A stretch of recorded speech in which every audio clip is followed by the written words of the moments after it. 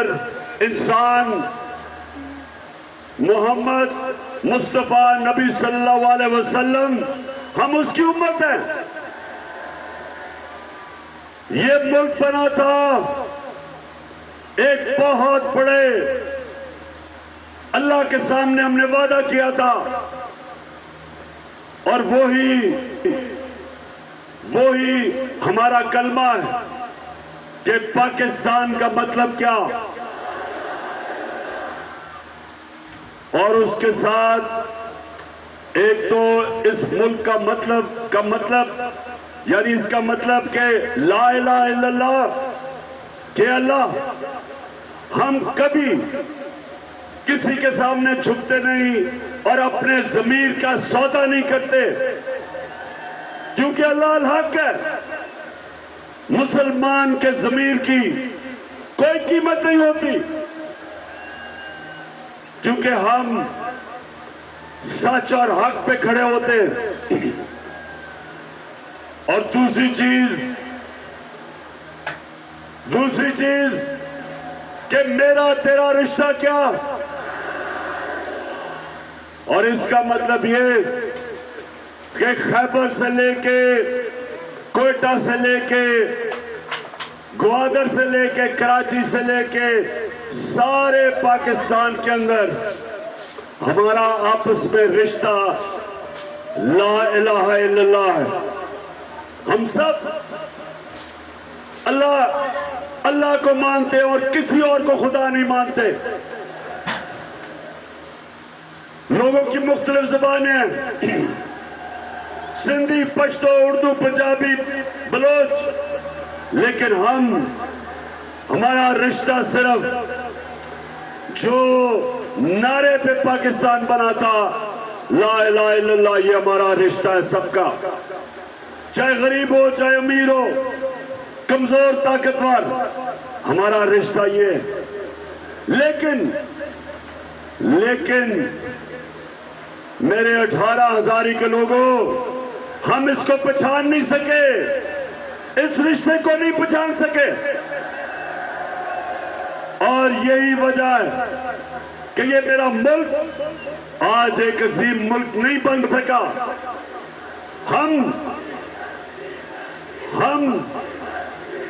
हम वो लोग हैं जिनका नजरियाती लीडर अल्लामा इकबाल था और हमारा लीडर कायद आज़म मोहम्मद अली जिन्ना था। बड़े इंसान थे, बड़े अल्लाह के वो लोग थे जो सच्चे, सादिक और अमीन, असूल पे चलने वाले।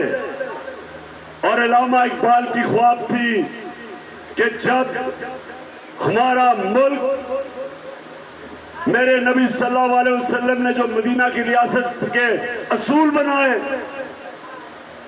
जब हम उन पे खड़े होंगे, अदल और इंसाफ, इंसानियत और खुददारी, तब ये कौम एक अजीम कौम बनेगी। लेकिन हम नहीं बने, क्योंकि हम उन उसूलों पे नहीं चले। ये जो लोटे क्या, ये वो लोग हैं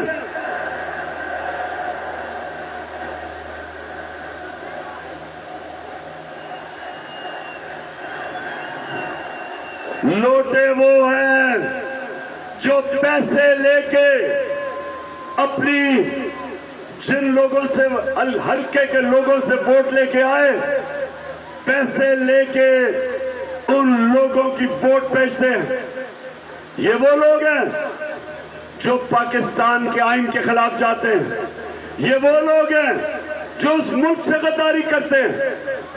एक अमरीकी साजिश का हिस्सा बन के 22 करोड़ पाकिस्तानियों की मुंतखब हुकूमत को ये गिराते हैं साजिश के तहत पैसे लेके, और इनके साथ इस मुल्क के मीर जाफर और मीर सादिक मिल जाते हैं और मिलके एक अमरीकी साजिश के तहत पाकिस्तान के बड़े बड़े डाकुओं को मुल्क पे मुसल्लत कर देते हैं।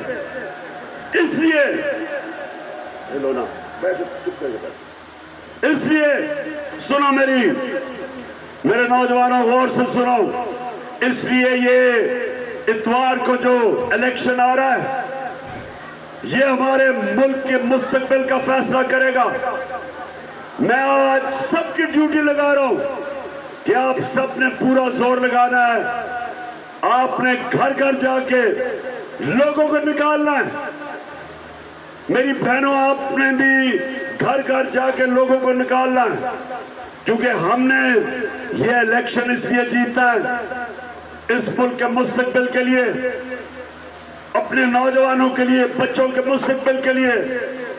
इन चोरों से इस मुल्क को बचाना है, अमेरिकनों के गुलामों से इस मुल्क को बचाना है।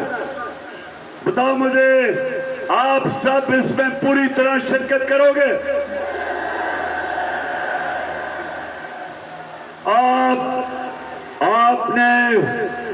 आपने सिर्फ खुद नहीं निकलना, आपने घर घर जाके लोगों को इन लोटों के खिलाफ निकालना है।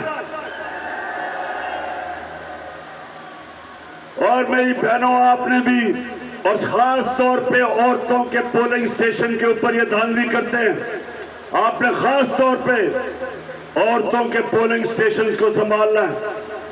अब देखिए हमारा मुल्क का हाल, जरा सुने मेरी बात, कि हम इस वक्त इलेक्शन में, हमें तो सिर्फ, अगर ये बाहर इलेक्शन होता, ये यूरोप में इलेक्शन होता, अमेरिका में इलेक्शन होता, ऑस्ट्रेलिया में होता, तो इस वक्त हम सिर्फ एक चीज सोच रहे होते कि हमने लोगों को निकालना कैसे है, वोट कैसे दिलवानी है। लेकिन हम क्या सोच रहे हैं आज, कि कैसे हमने ये नून लीग डाकुओं की धांधली, कैसे अपने वोटों को इनकी धांधली से कैसे बचाना है। ये हमारा लोग सारा वक्त हम बैठे हैं, अपने पोलिंग एजेंट्स को बता रहे हैं कि कैसे आपने धांधली रोकनी है, किन किन तरीकों से ये धांधली करते हैं। औरतों के पोलिंग स्टेशन पे कैसे ये पैसे देते हैं रिटर्निंग ऑफिसर को, कैसे ये जाली वोट डालते हैं, कैसे ये डबल स्टैंप लगवा के तो किसी को हराते हैं। सारी चीजें हमारे पोलिंग एजेंट्स की तैयारी करवा रहे हैं कि इनकी धांधली रोको, क्योंकि इस वक्त हमारा मुकाबला ये लोटों से नहीं है, सिर्फ हमारा मुकाबला ये नून लीग, वो लीग है जिसने कभी भी, नून लीग का मतलब नवाज शरीफ की लीग, इसने कभी अपनी जिंदगी में कोई चीज ईमानदारी से की नहीं। आज से 40 साल पहले ये जमाना में क्रिकेट खेलता था, वहां भी अपना अंपायर खड़ा करता था। सारा बिजनेस जो भी उन्होंने पैसा बनाया, 2 नंबर करप्शन, इक़्तिदार में आके, जितनी देर मैं इक़्तिदार में रहा 3.5 साल, अब तक नवाज शरीफ ने 18 फैक्ट्रियां बना ली थी। सरकारी बैंकों से पैसे लिए, फैक्ट्रियां बनाई, पैसे वापस नहीं किए, और अपने इक़्तिदार में आके सब कुछ माफ करवा लिया। ये इनकी बिजनेस थी। और उससे हुआ क्या? बिल्कुल चोर है ये।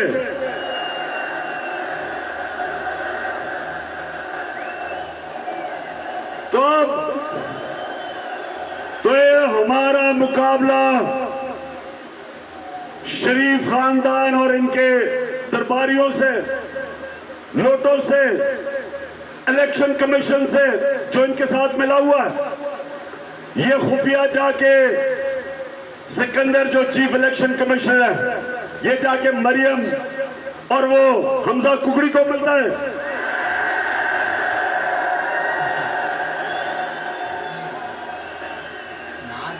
छुपके मिलता रहा है।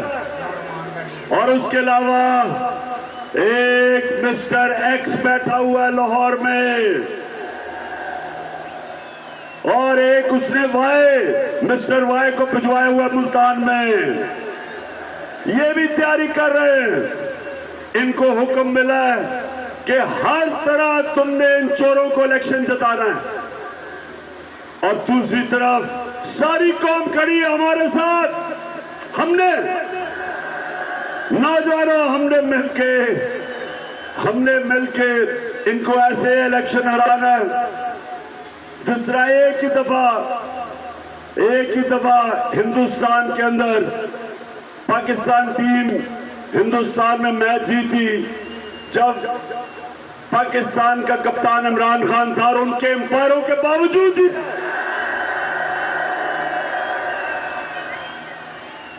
अब भी ये अंपायरों के बावजूद हमने मैच जीत रहे हैं। हाथ खड़ा करो, जीत रहे हमने इंशाअल्लाह हमने इनको ऐसा फेंटा लगाना है, याद रखेंगे। और नौजवानों, आपने खास तौर पर वोट डाली है। 64% पाकिस्तान में नौजवान है। अगर हमारा नौजवान निकलाया तो ये जो मर्जी कर ले, जितनी मर्जी धांधली करें, इंशाअल्लाह हम इनको इतवार को जब रिजल्ट आएगा तो मैं आपके पास आऊंगा इंशाअल्लाह जश्न मनाने के लिए।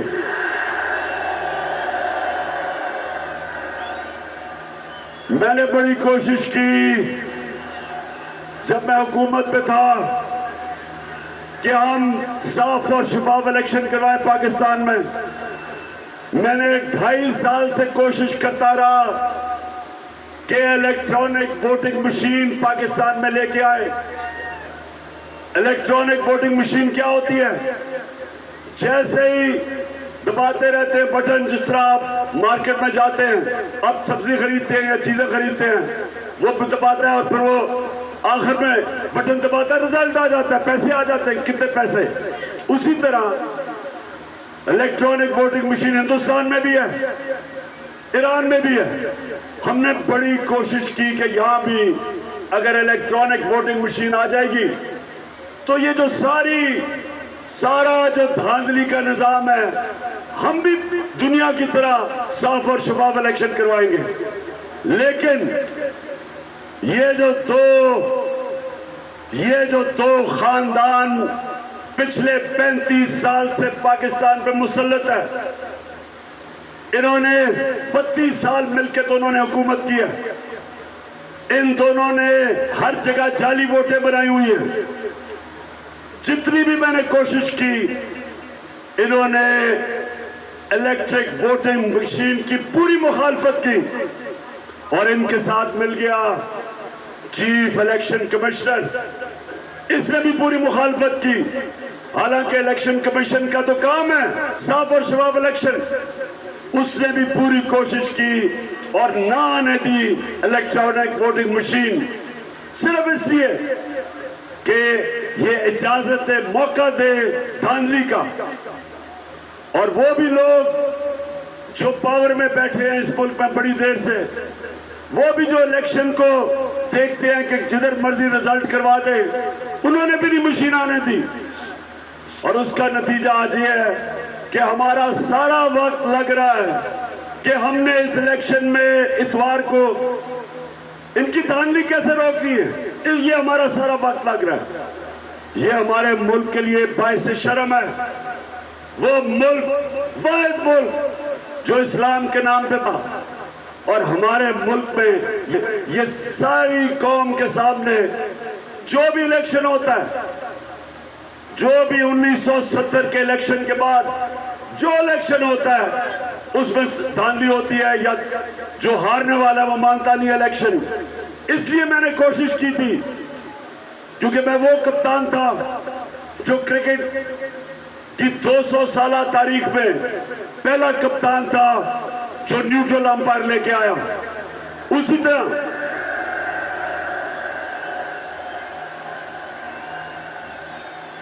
और यही मेरी कोशिश थी कि मैं वो प्राइम मिनिस्टर बनूंगा जो पाकिस्तान में साफ और शफाफ इलेक्शन करवाएगा। लेकिन इन दोनों पार्टीज ने उसकी मुखालफत की और इनके साथ मिल गया इलेक्शन कमिश्नर। ये है हमारी बदकिस्मती, ईमानदारी से नहीं आपको चलने देते।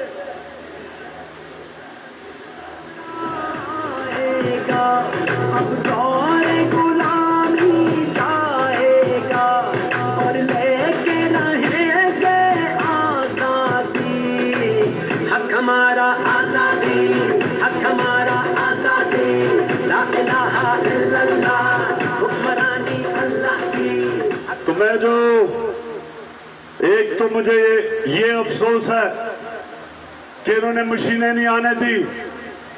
दूसरा, मुझे जो इलेक्शन कमिश्नर के ऊपर मैं सबसे बड़ी बात ये पूछता हूं कि जो सिंध का बल्दियाती इलेक्शन हुआ, जिस तरह का इलेक्शन हुआ, अगर आपके अंदर इखलाकी कुव्वत होती तो आपको रिजाइन करना चाहिए था। पहले तो इलेक्शन जिस सतह की धांधली हुई,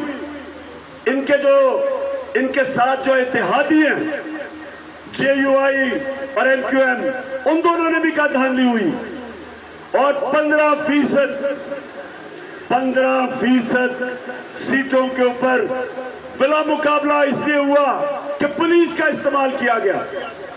और सबसे बड़ी बात कि जो सिंध का इलेक्शन कमिश्नर था, जो इलेक्शन कमिश्नर है, वो सिंध हुकूमत का मुलाजिम है, उनसे पैसे लेता है। कैसे साफ और शफाफ इलेक्शन हो सकते हैं यहां? और मैं उससे पीछे भी चला जाऊं, सेनेट का इलेक्शन आया, सुप्रीम कोर्ट में हम गए कि सेनेट के इलेक्शन में ओपन वोटिंग होनी चाहिए, पता चले कि MP किसको वोट डालते हैं। क्योंकि 30 साल से सेनेट के इलेक्शन पे पैसा चलता है, MPs अपनी वोट बेचते रहे हैं। करोड़ रुपया इलेक्शन पे रिश्वत देने पे लगता है।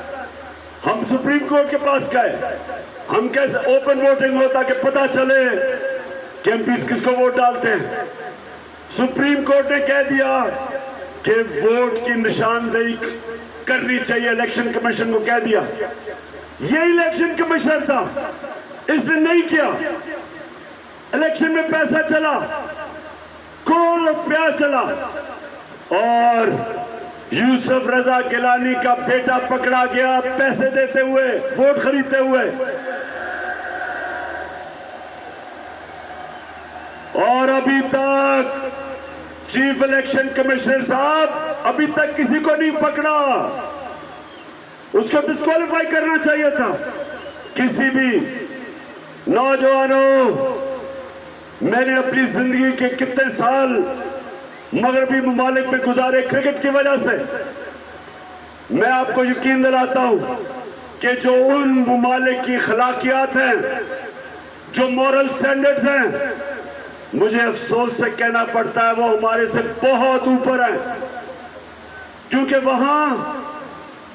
वहां जो सरबराह मुल्क का बनता है, उसका जो इखलाकी म्यार वो आम लोगों से ऊपर होता है। अभी बर्तानिया में उन्होंने अपने प्राइम मिनिस्टर को निकाला। किस चीज पे निकाला? पता है किस चीज पे निकाला? कि उन्होंने कहा कि कोरोना के दौर में आप अपने ऑफिस के लोगों के साथ क्यों बाहर जमा हो गए, जबकि कहा था सोशल डिस्टेंसिंग। सोचे यहां खबर भी ना बनती पाकिस्तान में। और उनकी अखलाकियात देखे कि उन्होंने कहा कि कानून सबके लिए एक है, कोई कानून से ऊपर नहीं है। किस वजह, क्या वजह है कि इसने हमें कहा था कि इकट्ठे नहीं होना कोरोना के दौर, ये कैसे इकट्ठा हो गया? सोचे कि वो भारी अक्सरियत से जो प्राइम मिनिस्टर बना था उसको इस्तीफा देना पड़ा, इसलिए वो कौमें ऊपर निकल गई हैं। वसाइल की वजह से नहीं, उनके अखलाकी मेयार, मॉरल स्टैंडर्ड्स, वो कौमें चलती है अमर बिल मारूफ पे, जो अल्लाह का हुक्म है हमें कुरान में। कि अच्छाई के साथ खड़े हो और बुराई के खिलाफ जहाद लड़ो। और आज अभी मैं आ रहा था मोटरवे पे, जब मैं यहां उतरा तो मुझे एक सजा याफ्ता खातून की तस्वीर नजर आई।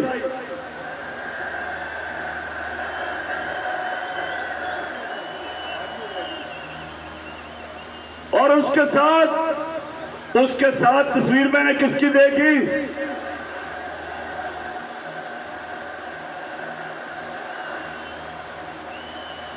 एक सजा याफ्ता भगोड़े की तस्वीर देखी। झूठ बोल के मुल्क छोड़ के भाग गया। अब सोचे, बर्तानिया के अंदर अब कोई सोच तस्वर नहीं कर सकता कि किसी की जुर्रत हो कि एक जमानत के ऊपर सजा याफ्ता खातून की तस्वीर लगी हो और दूसरी तरफ एक करप्ट झूठ बोलने वाला सजा याफ्ता भगोड़े की तस्वीर लगी हो। ये है फर्क। वो माशरे, उन माशरों के अंदर कानून से ऊपर कोई नहीं। वो माशरे ताकतवर डाकुओं को जेलों में डालते, और हमारी बदकिस्मती ये कि हमारा जो इस वक्त प्राइम मिनिस्टर नहीं, क्राइम मिनिस्टर, वो और उसके दो बेटे, जिसको उन्होंने गैर आईनी तौर पे आज बैठा हुआ है वजीर आला हमजा कुकड़ी, ये दो और इसके बेटे को FIA में 16 अरब रुपए की इनके ऊपर करप्शन है। 8 अरब रुपए की करप्शन नैब में है। अब सोचें इस मुल्क की बदकिस्मती कि साजिश के तहत, साजिश तो अमरीकियों ने की, लेकिन हमारे मीर जाफर और मीर सादकों ने इन चोरों को हमारे ऊपर मुसल्लत किया, इस कौम की तौहीन की।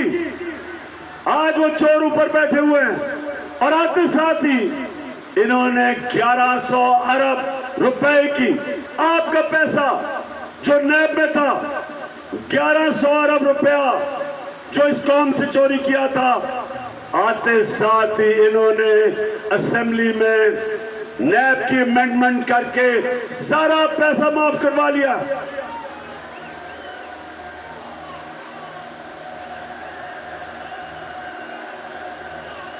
मेरे नौजवानों, सुन लो मेरी बात। मेरे नबी सल्लल्लाहु अलैहि वसल्लम ने कहा था, ये सब सुन लो, उन्होंने कहा था तुम्हारे से पहले बड़ी कौमें तबाह हुई। उन्होंने बताया कि तबाह हुई, कैसे तबाह हुई? तबाह ऐसे हुई कि कंगाल हो गई, उनके पास पैसा खत्म हो गया, बैंकरप्ट हो गई। और उन्होंने कहा जो कौमें तबाह हुई तुम्हारे से पहले,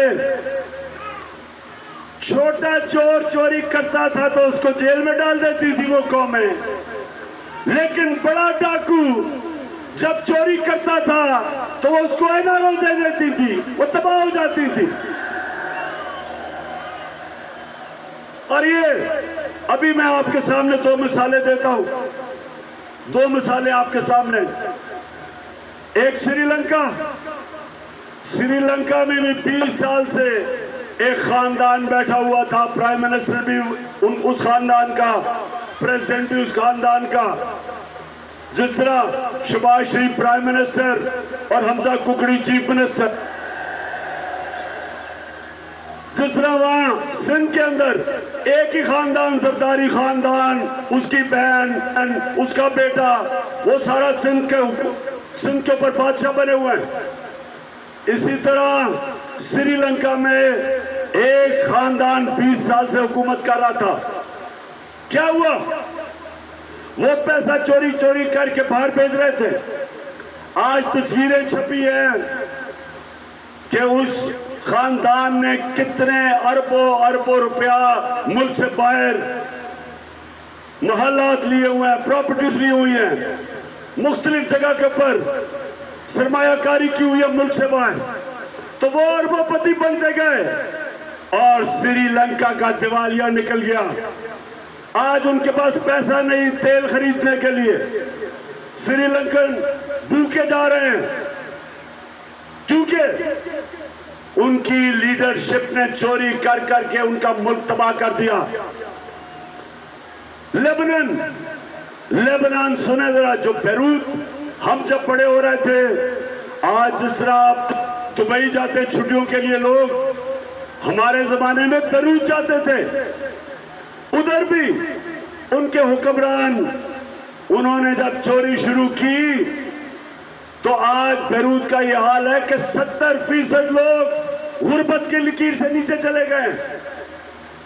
तो नबी ने, मेरे प्यारे नबी सल्लल्लाहु अलैहि वसल्लम ने जब कहा था कि वो कौम जो इंसाफ नहीं करती, इंसाफ का मतलब क्या है कि ताकतवर और कमजोर के लिए एक कानून जिस कौम में नहीं है वो तबाह हो जाती है। एक कौम जब मदीना की रियासत मेरे नबी सल्लल्लाहु अलैहि वसल्लम ने बनाई थी तो उसकी बुनियाद रखी थी अदल और इंसाफ पे।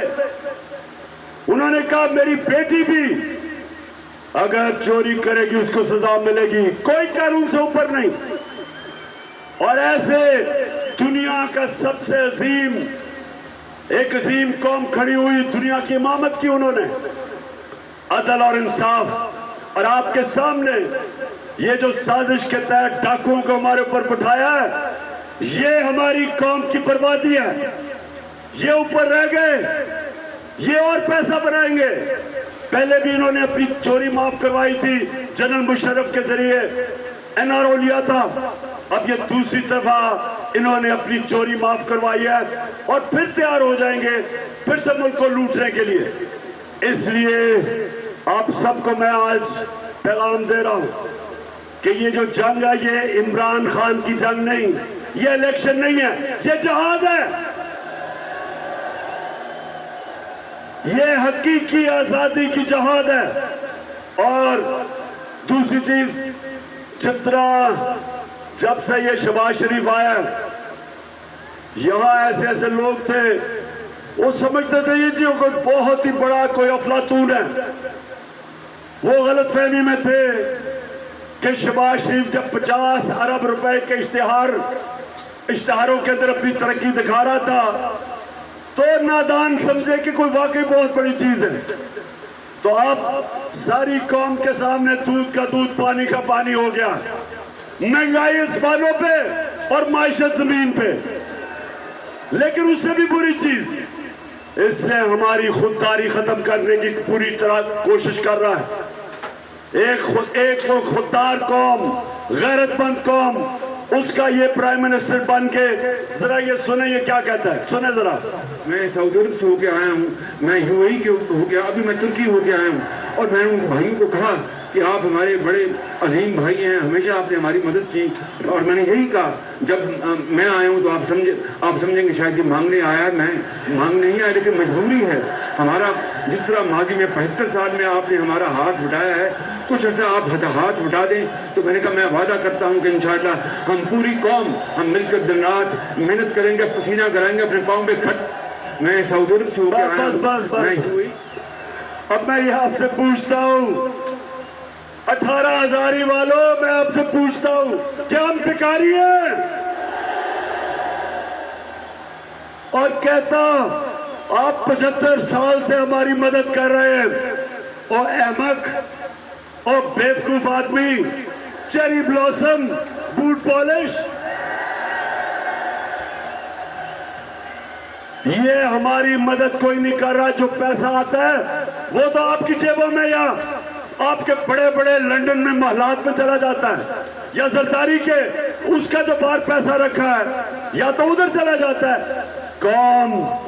ये कौम तो ये यहां से लोग जाते हैं, मेहनत करते हैं, हमारे मेहनत कश पाकिस्तानी 18-18 घंटे काम करते हैं बाहर, वो पैसा भेजते हैं पाकिस्तान जिस पे मुल्क चलता है। और ये डाकू ऊपर से यहाँ से पैसा चोरी करके, मनी लॉन्ड्रिंग करके मुल्क से पैसा बाहर भेज देते हैं और फिर कहते हैं जी हमें मांगने तो नहीं आया।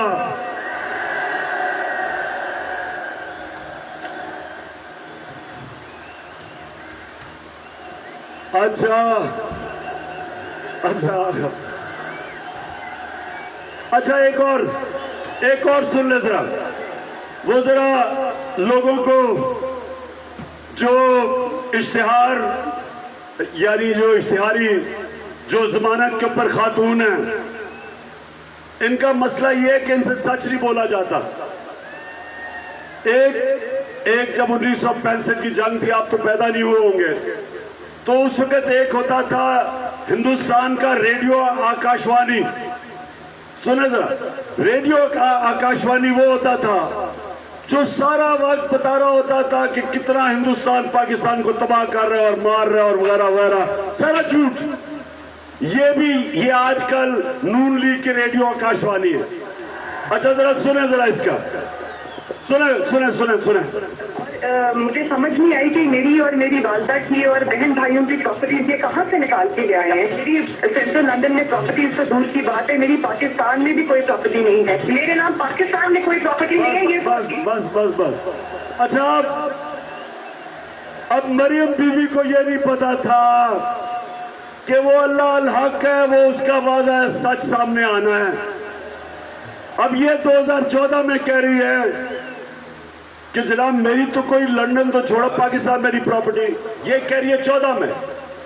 2 साल के बाद एक बहुत बड़ा इंकशाफ होता है, आलमी इंकशाफ, जिसको पैनामा पेपर कहते हैं। जो ऐसे छुपाए हुए उन्होंने अपनी प्रॉपर्टी छुपाई हुई थी, वो सारी सामने आ जाती है। तो जब वो सामने आती हैं 2 साल के बाद, तो जरा बताएं इनके भाई साहब क्या कहते हैं। हालात जो है हमारे इंतहाई मखदूश है। ओहो भाई, हुसैन शरीफ है। अच्छा, 2 साल के बाद हुसैन शरीफ जनाब टीवी पे बैठे हैं, कहते हैं कि हाँ, क्योंकि वो इंकशाफ हो जाता है।